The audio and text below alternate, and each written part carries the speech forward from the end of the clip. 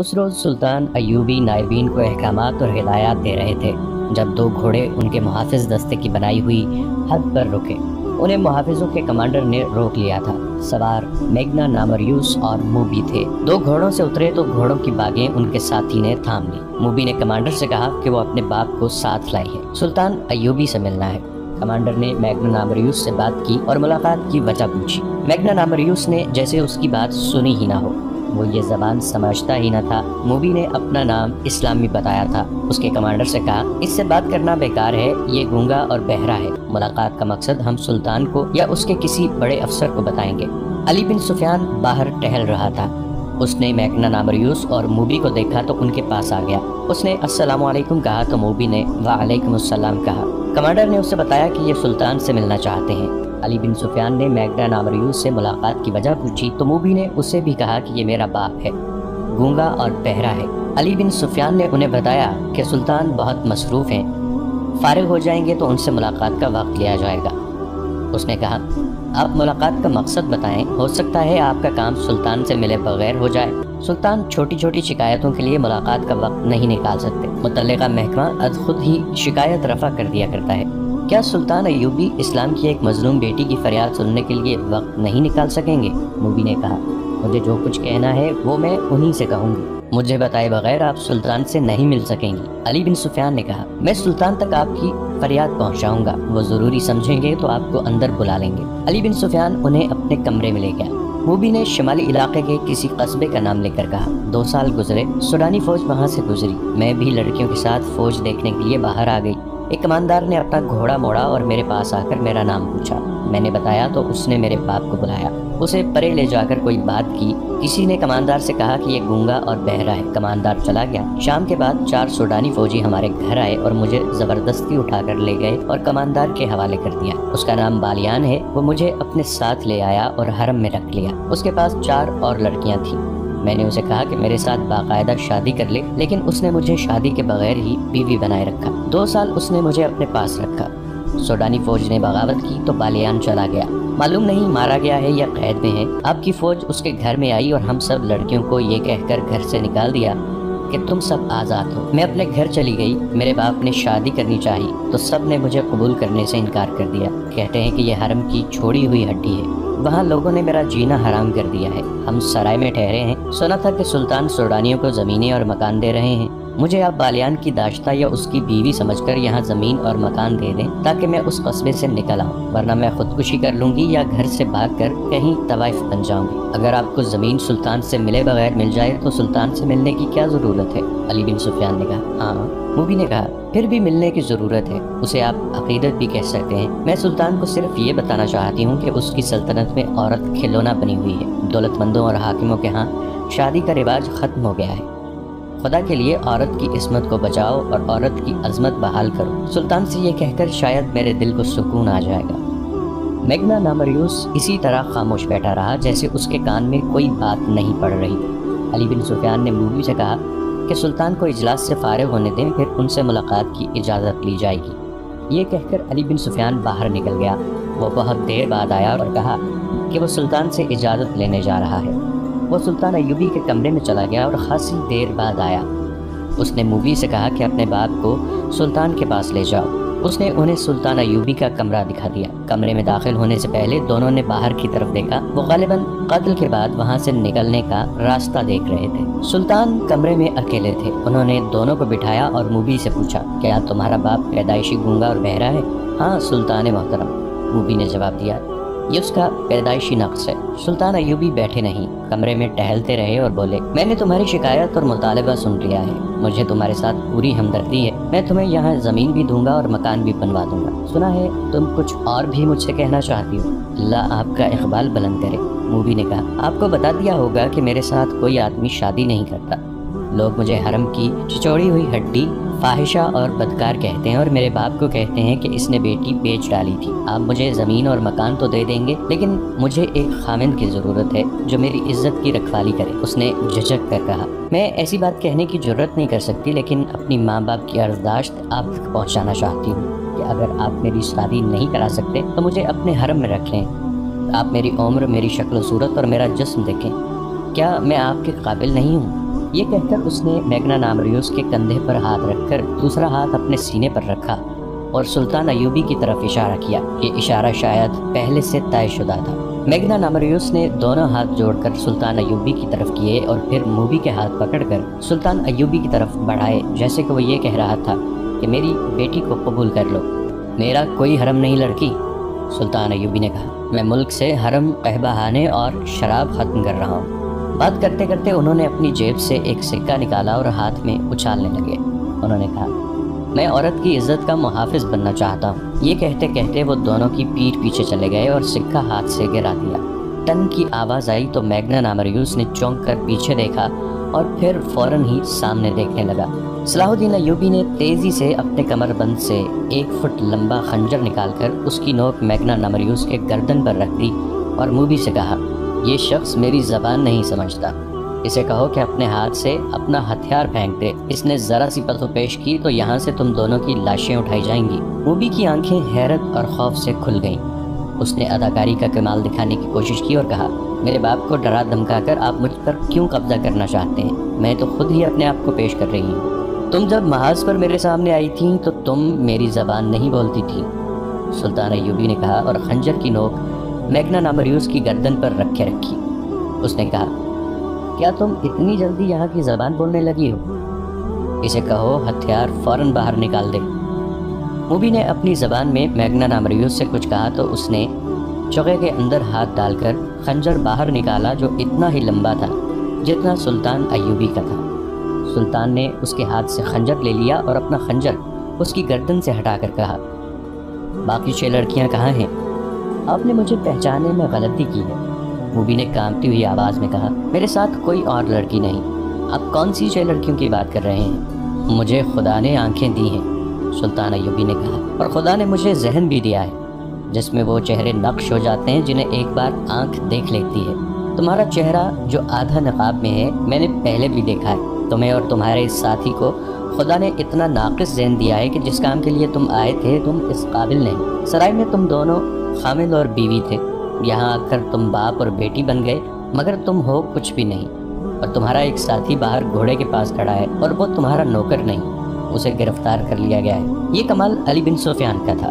اسے موبی نے بتایا کہ وہ سرائے میں ٹھہرے ہوئے ہیں۔ وہ ان دونوں کو اپنے کمرے میں بٹھا کر باہر نکل گیا اور گھوڑے پر سوار ہو کر سرائے میں چلا گیا تھا۔ سرائے والوں سے اس نے ان کے حلیے بتا کر پوچھا تو اسے بتایا گیا تھا کہ وہ میاں بیوی ہیں اور ان کے ساتھ ان کا نوکر ہے۔ اسے یہ بھی بتایا گیا کہ انہوں نے بازار سے کچھ کپڑے بھی خریدے تھے جن میں لڑکی کا برقع نما چوغا اور جوتے بھی تھے۔ انہوں نے علی بن سفیان سے کہا تھا کہ وہ میاں بیوی ہیں۔ اس نے اور کوئی تفتیش نہیں کی۔ ان کے کمرے کا تالا توڑ کر ان کے سامان کی تلاشی لی اور اس سے چند ایسی اشیاء برآمد ہوئیں جنہوں نے شک کو یقین میں بدل دیا۔ علی بن سفیان سمجھ گیا کہ سلطان ایوبی سے ان کا تنہائی میں ملنے کا مطلب کیا ہو سکتا ہے۔ اس نے ان کے گھوڑے دیکھے تھے، اعلیٰ نسل کے تیز رفتار گھوڑے تھے۔ سرائے والے سے ان کے گھوڑوں کے متعلق پوچھا گیا تو اس نے بتایا کہ یہ تینوں مسافر اونٹوں پر آئے تھے اور یہ گھوڑے لڑکی نے یہ کہہ کر منگوائے تھے کہ نہایت اچھے ہوں اور تیز رفتار ہوں۔ سرائے والے نے یہ بھی بتایا کہ لڑکی کا خامند گونگا ہے اور نوکر بھی گونگا معلوم ہوتا ہے، وہ کسی سے بات نہیں کرتا۔ دراصل وہ بھی یہاں کی زبان نہیں جانتا تھا۔ علی بن سفیان نے واپس آ کر دیکھا کہ اجلاس ختم ہو گیا ہے تو وہ سلطان ایوبی کے پاس چلا گیا، اسے ان کے متعلق بتایا اور کہانی بھی سنائی جو لڑکی نے اسے سنائی تھی۔ پھر سرائے سے جو معلومات اس نے حاصل کی تھی اور ان کے سامان سے جو مشکوک چیزیں برآمد کی تھیں وہ دکھائیں اور اپنی رائے یہ دی کہ آپ کو قتل کرنے کے لیے آئے ہیں، آپ سے تنہائی میں ملنا چاہتے ہیں۔ انہوں نے یہ منصوبہ بنایا ہوگا کہ آپ کو قتل کر کے نکل جائیں گے۔ جتنی دیر میں کسی کو پتہ چلے گا اتنی دیر میں وہ تیز رفتار گھوڑوں پر سوار ہو کر شہر سے دور جا چکے ہوں گے، اور یہ بھی ہو سکتا ہے کہ وہ لوگ آپ کو اتنی خوبصورت لڑکی کے چکر میں ڈال کر خوابگاہ میں قتل کرنا چاہتے ہوں۔ سلطان ایوبی سوچ میں پڑ گئے، پھر کہا، انہیں ابھی گرفتار نہ کرو، میرے پاس بھیج دو۔ علی بن سفیان نے انہیں اندر بھیج دیا اور خود سلطان کے کمرے کے دروازے کے ساتھ لگا کھڑا رہا۔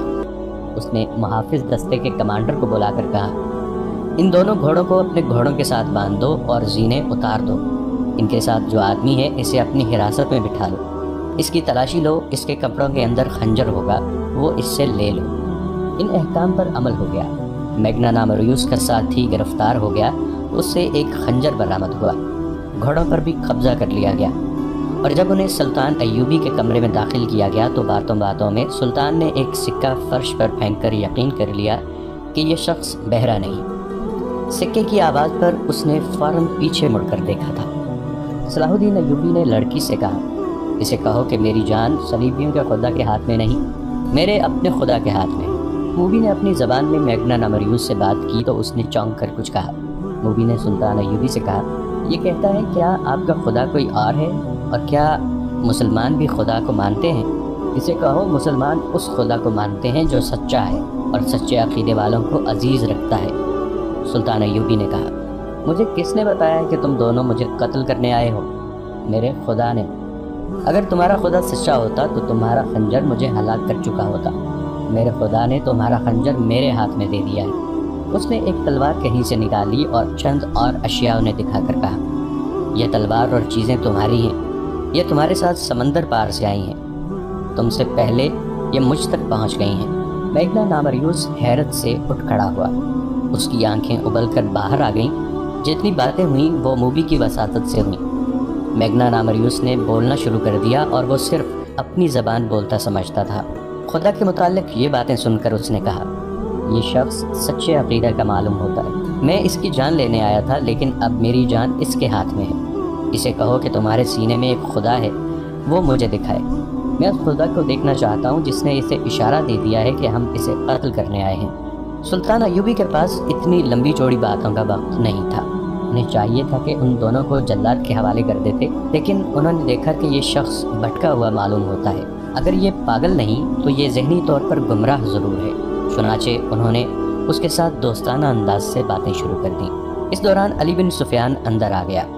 وہ دیکھنا چاہتا تھا کہ سلطان خیریت سے تو ہے۔ سلطان ایوبی نے مسکرا کر کہا، سب ٹھیک ہے علی، میں نے ان سے خنجر لے لیا ہے۔ علی بن سفیان سکون کی آہ بھر کر باہر چلے گئے۔ میگنا نامریوس نے کہا، بیشتر اس کے کہ سلطان میری گردن تن سے جدا کر دے، میں اپنی زندگی کی کہانی سنانے کی مہلت چاہتا ہوں۔ سلطان نے اجازت دے دی۔ میگنا نامریوس نے بالکل وہ کہانی جو رات صحرا میں اس نے اپنی پارٹی کمانڈر اور اپنے ساتھیوں کو سنائی تھی، منو عن سلطان ایوبی کو سنا دی۔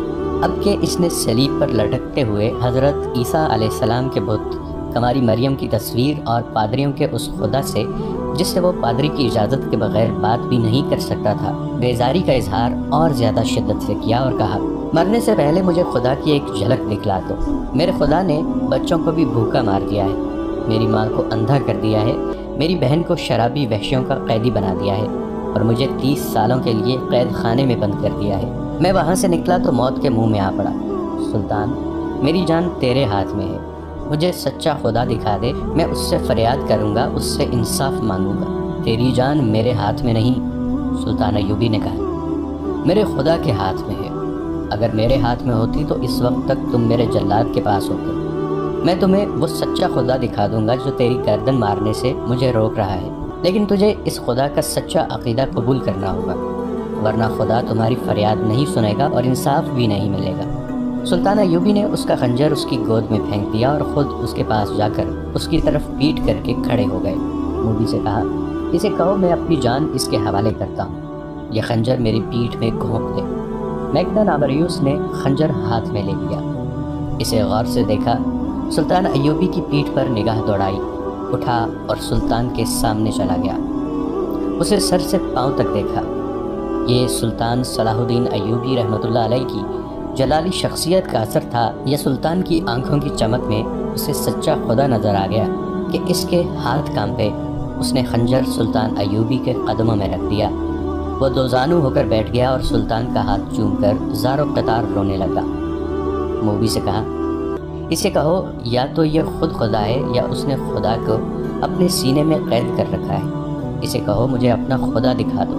سلطان ایوبی نے اسے اٹھایا اور سینے سے لگا کر اپنے ہاتھ سے اس کے آنسو پوچھے۔ وہ تو بھٹکا ہوا انسان تھا، اس کے دل میں مسلمانوں کے خلاف نفرت بھر دی گئی تھی اور اسلام کے خلاف زہر ڈالا گیا تھا۔ پھر حالات نے اسے اپنے مذہب سے بیزار کیا۔ یہ ایک قسم کا پاگل انسان تھا اور ایک تشنگی تھی جو اسے ایسی خطرناک مہم پر لے آئی تھی۔ سلطان ایوبی اسے بے گناہ سمجھتے تھے لیکن اسے آزاد بھی نہ کیا بلکہ اپنے پاس رکھ لیا۔ موبی باقاعدہ ٹریننگ لے کر آئی تھی اور مفروض جاسوسہ تھی۔ یہ وہ 7ویں لڑکی تھی جس نے صلیبیوں کا پیغام سوڈانیوں تک پہنچایا اور بغاوت کرائی تھی۔ وہ ملک کی دشمن تھی، اسے اسلامی قانون نہیں بخش سکتا تھا۔ سلطان نے اسے اور اس کے ساتھی کو علی بن سفیان کے حوالے کر دیا۔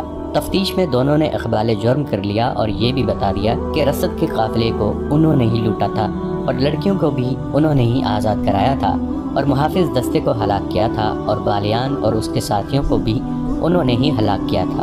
یہ تفتیش 3 دن جاری رہی۔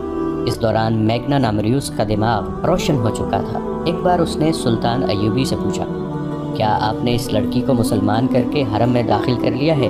آج شام کو اس سوال کا جواب دوں گا۔ سلطان ایوبی نے جواب دیا۔ شام کے وقت سلطان ایوبی نے میگنا نامریوس کو ساتھ لیا اور کچھ دور لے جا کر ایک احاطے میں لے گئے۔ لکڑی کے 2 تختے پڑے تھے، ان پر سفید چادریں پڑی ہوئی تھیں۔ سلطان ایوبی نے چادروں کو ایک طرف سے اٹھا دیا اور میگنا نامریوس کو دکھایا۔ اس کے چہرے کا رنگ بدل گیا۔ اس کے سامنے موبی کی لاش پڑی تھی اور دوسرے تختے پر اس کے ساتھی کی لاش تھی۔ سلطان ایوبی نے موبی کے سر پر ہاتھ رکھ کر پیچھے کھینچا، گردن کندھے سے جدا تھی۔ انہوں نے میگنا نامریوس سے کہا، میں اسے بخش نہیں سکتا تھا، تم اسے اپنے ساتھ لائے تھے کہ میں اس کے حسن اور جسم پر فدا ہو جاؤں گا، مگر اس کا جسم مجھے ذرہ بھر بھی اچھا نہیں لگا تھا۔ یہ ناپاک جسم تھا، اب یہ مجھے اچھا لگ رہا ہے۔ اب جب کہ اس جسم سے اتنی حسین شکل و صورت جدا ہو چکی ہے، مجھے یہ بہت اچھی لگ رہی ہے۔ اللہ اس کے گناہ معاف کرے۔ سلطان، میگنا نامریوس نے پوچھا، آپ نے مجھے کیوں بخش دیا ہے؟ اس لیے کہ تم مجھے قتل کرنے آئے تھے، سلطان ایوبی نے جواب دیا، مگر یہ میرے قوم کے کردار کو قتل کرنے آئی تھی، اور تمہارا یہ ساتھی بھی سوچے سمجھے منصوبے کے تحت بہت سے لوگوں کا قاتل بنا، اور تم نے میرا خون بہا کر خدا کو دیکھنا چاہا تھا۔ چند ہی دنوں بعد میگنا نامریوس سیف اللہ بن گیا، جو بعد میں سلطان ایوبی کے محافظ دستے میں شامل ہوا، اور جب سلطان ایوبی خالق حقیقی سے جا ملے تو سیف اللہ نے زندگی کے آخری 17 برس سلطان صلاح الدین ایوبی کی قبر پر گزار دیے۔ آج کسی کو بھی معلوم نہیں کہ سیف اللہ کی قبر کہاں ہے۔ قاہرہ سے 1.5-2 میل دور، جہاں ایک طرف ریت کے ٹیلے اور باقی ہر طرف صحرا ریت کے سمندر کی مانند افق تک پھیلا ہوا تھا، انسانوں کے سمندر تلے دب گیا تھا۔ یہ لاکھوں انسانوں کا ہجوم تھا۔ ان میں شتر سوار بھی تھے اور گھوڑا سوار بھی۔ بہت سے لوگ گدھوں پر بھی سوار تھے۔ تعداد ان کی زیادہ تھی جن کے پاس کوئی سواری نہیں تھی۔ لاتعداد ہجوم 4-5 دنوں سے صحرا کی اس وسعت میں جمع ہونا شروع ہو گیا تھا۔ قاہرہ کے بازاروں میں بھیڑ اور رونق زیادہ ہو گئی تھی، سرائے بھر گئی تھی۔ یہ لوگ دور دور سے اس سرکاری منادی پر آئے تھے کہ 6-7 روز بعد قاہرہ کے مضافاتی ریگستان میں مصر کی فوج گھڑ سواری، شتر سواری، دوڑتے گھوڑوں اور اونٹوں سے تیر اندازی اور بہت سے جنگی کمالات کا مظاہرہ کرے گی۔ منادی میں یہ اعلان بھی کیا گیا تھا کہ غیر فوجی لوگ بھی ان مظاہروں میں جس کسی کو چاہیں تیغ زنی، کشتی، دوڑتے گھوڑوں کی لڑائی اور تیر اندازی وغیرہ کے لیے للکار کر مقابلہ کر سکتے ہیں۔ یہ منادی صلاح الدین ایوبی نے کرائی تھی۔ اس کے 2 مقصد تھے، ایک یہ کہ لوگوں کو فوج میں بھرتی ہونے کی ترغیب ملے گی، اور دوسرے یہ کہ جو لوگ ابھی تک سلطان کو فوجی لحاظ سے کمزور سمجھتے ہیں ان کے شکوک رفع ہو جائیں گے۔ دوستو، آج کے لیے اتنا ہی۔ اسی کہانی کی اگلی قسط کے ساتھ بہت جلد حاضر ہوں گے۔ نیچے کامنٹ سیکشن میں اپنی رائے کا اظہار ضرور کیجیے گا۔ ہمارے اس چینل کو سبسکرائب کر کے نیچے موجود بیل آئیکن کو بھی ضرور کلک کیجیے گا۔ اگلی ملاقات تک کے لیے ہمارا اور آپ کا اللہ نگہبان۔